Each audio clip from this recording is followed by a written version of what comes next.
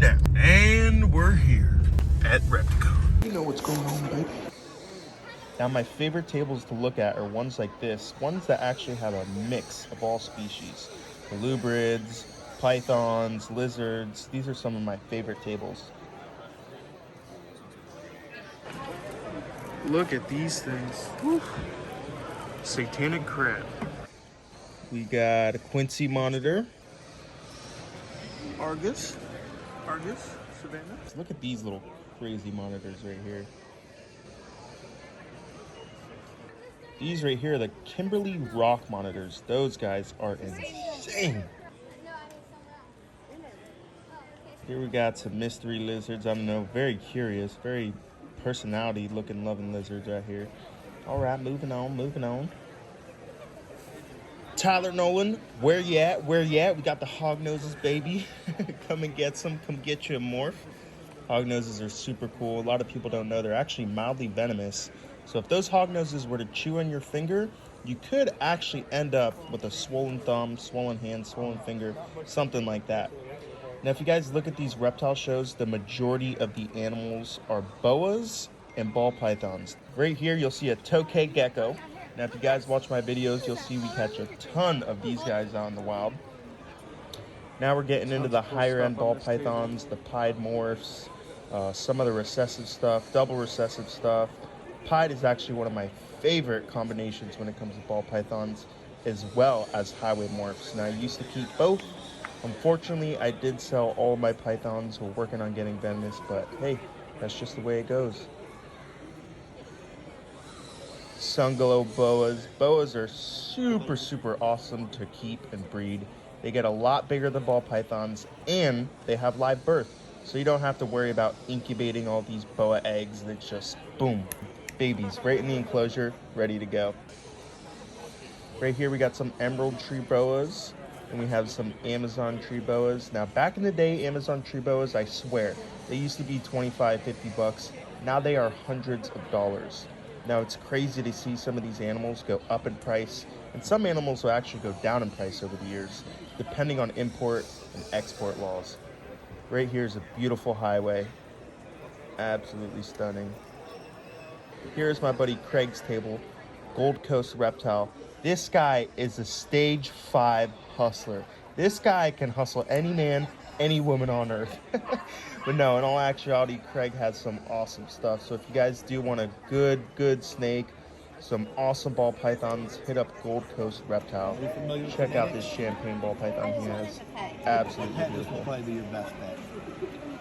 That's a jaguar hog. Like I said, y'all, stage 5 hustler. Right here, we got the bug table. We got the arachnid table. We got all the spiders, all the scorpions, all the centipedes, all the stuff I do not like.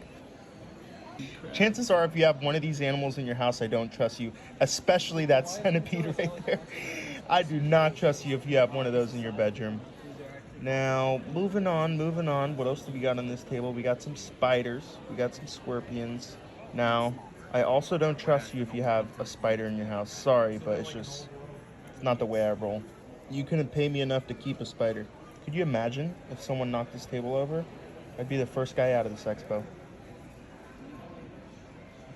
Ooh, fuzzy tarantula. Here's some nice Amazon tree boas, pretty big. Look at that emerald. Nice, very nice snakes, Eddie.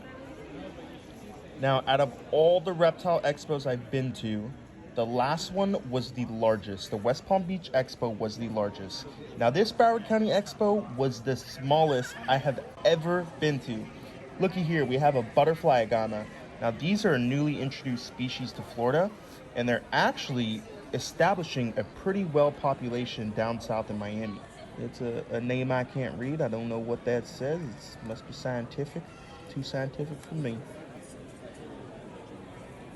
This is the spider that bit Spider-Man. And that's the brother of the spider who bit Spider-Man.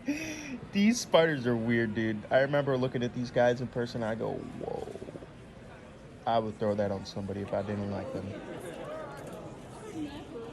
Here we got some African spurt thighs munching on some lettuce. Here we got some redfoots munching on some mulch. And here we got some Herman's tortoises munching on some lettuce.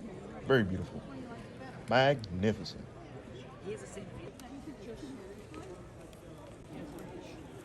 Got some leopards, redfoots. They got everything. Ooh, Indian spotted turtles. These are one of my favorites.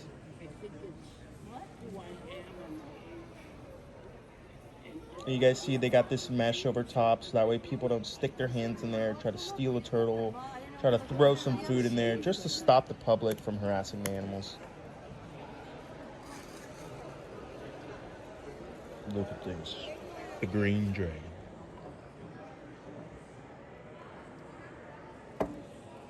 Here we got some little bugs, little pastel bugs. Very beautiful.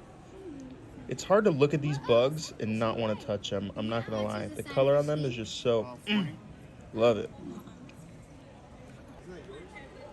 Here we have a shield-tailed agama. Now, I was talking to this guy for a little bit, and this guy is awesome. He pulled him out. Check out that. His tail is literally like a spiky shield with a long little tail at the end. Amazing. Here we got some flat frogs. Frogs, I'm not a frog guy. I couldn't tell you much. Frog in water. Here is some beautiful adult breeder ball pythons. Now, if you look at the price on these guys, they're pretty cheap. Now, breeder ball pythons like this 5 years ago would be thousands and thousands of dollars, but the ball python market is just so oversaturated with so many snakes. Now you're starting to see these base morphs go for sale for a lot cheaper, even in these breeder adults.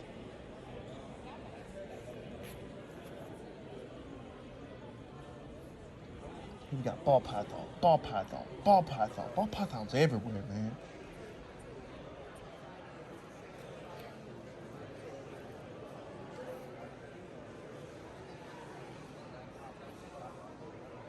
Now, ball pythons are so cool because in all actuality, you can just choose what kind of genetics that you like the most, and you can work with that, and you can specialize on one set of genetics.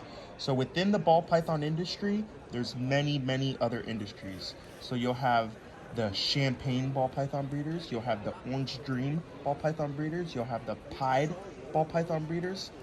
Everyone has their own little niche inside the ball python industry, and that is the best way to make a name for yourself and to get very far in a certain project.